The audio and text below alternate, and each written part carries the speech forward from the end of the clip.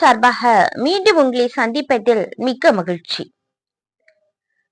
தண்ணீர் தன்னை தானே அருந்துவதில்லை.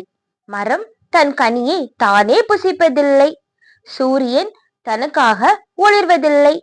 ஆனால் மனிதன் மட்டும் ஏன் தனக்காக சேர்க்க நினைக்கிறான்? மனிதன் மட்டும் ஏன்? இன்று இயற்கை நமக்கு மிக பெரிய வாழ்க்கை பாடத்தை கற்றுத்தர இருக்கிறது. ஆம், தனக்காக அல்ல, பிறருக்காக வாழ்வதே இயற்கையின் தத்துவம். இயற்கை நமக்கு சொல்லும் மிகப்பெரிய பாடம் என்ன? தன்னலமற்ற சேவைதான். தண்ணீர் தன்னைத்தானே அருந்துவதில்லை. ஆனால் உலகில் உள்ள அனைத்து உயிர்களுக்கும் உயிர் கொடுக்கிறது. அதுபோல் மரம் தன் கனியை தானே சாப்பிடுவதில்லை. மனிதர்கள், பறவைகள், விலங்குகள் என அனைவருக்கும் உணவாக தனது கனிகளை வழங்குகிறது. சூரியன் தன் ஒளியை உலகம் முழுவதும் பரப்பி வெளிச்சம் கொடுக்கிறது. மேகம் தன் மழையை தானே பயன்படுத்துவதில்லை. அது பூமியை நனைத்து செழிக்க வைக்கிறது. இயற்கையின் ஒவ்வொரு படைப்பும் பிறருக்கு பயன்படுவதால் தான் அது பெருமை கொள்கிறது.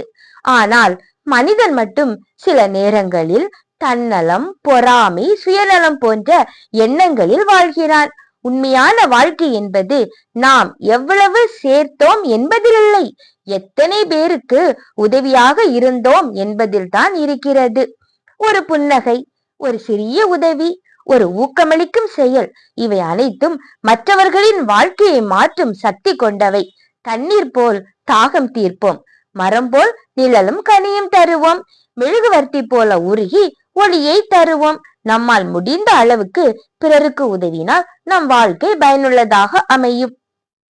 மகாத்மா ஜோதிராவ் புலே கல்வியை அனைவருக்கும் கிடைக்க செய்ய தனது வாழ்க்கையை அர்ப்பணித்த சீர்திருத்தவாதி. இந்தியாவில் முதல் பெண்கள் பள்ளிக்கூடத்தை தொடங்கியவர்களுள் இவரும் ஒருவர். இவர் தன் அறிவையும் உழைப்பையும் சமுதாய முன்னேற்றத்திற்காக அர்ப்பணித்தார். கே. காமராஜர் தன் பதவியை மக்களின் முன்னேற்றத்திற்காக அர்ப்பணித்த ஒரு தலைவர்.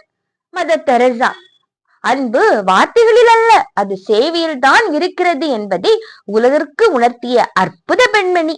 டாக்டர் APJ அப்துல் கலாம் தன் அறிவை இளைஞர்களின் வளர்ச்சிக்காக பயன்படுத்தியவர். நெல்சன் மண்டேலா தன் சுதந்திரத்தை விட மக்களின் சுதந்திரமே முக்கியம் என கருதி உழைத்த தலைவர். வரலாற்றில் நிலைத்த தலைவர்கள் தங்களுக்காக வாழவில்லை, மக்களுக்காக வாழ்ந்தார்கள். அதனால்தான் அவர்கள் மறைந்தாலும் அவர்கள் செய்த நற்செயல்கள் என்றும் வாழ்கின்றன. பிறருக்காக நன்மை செய்து நம் வாழ்க்கைக்கு அர்த்தம் சேர்ப்போம். நாம் இந்த உலகிற்கு என்ன கொடுத்து சென்றோம் என்பதுதான் நம்மை நினைவில் நிறுத்தும். சுவாமி விவேகானந்தர் ஒருமுறை கூறினார், பிறருக்காக வாழ்பவர்கள் உண்மையில் வாழ்கிறார்கள், மற்றவர்கள் உயிருடன் இருந்தாலும் இறந்தவர்களே என கூறுகிறார். தென்னை மரத்தை பாருங்கள், அது தனது இளநீரை தானே அருந்துகிறதா? இல்லவே இல்லை. அது மனிதர்களின் தாகத்தை தீர்க்கிறது.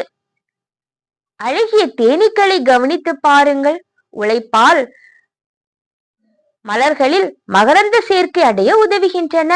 தேனீக்கள் தேனை சேகரித்து மனிதன் தேனை பெற்று மகிழ்ச்சி அடைய உதவுகின்றது. ஆக மொத்தத்தில் பிறருக்காக உழைத்து தங்களின் வாழ்க்கையை தியாகம் செய்த தலைவர்கள் பலர். அதுபோல் இயற்கை நமக்கு அரிய பல வகை பொக்கிஷங்களை கொடுக்கின்றன. மாணவ மணிகளே, படித்து வாழ்க்கையில் முன்னேறுங்கள்.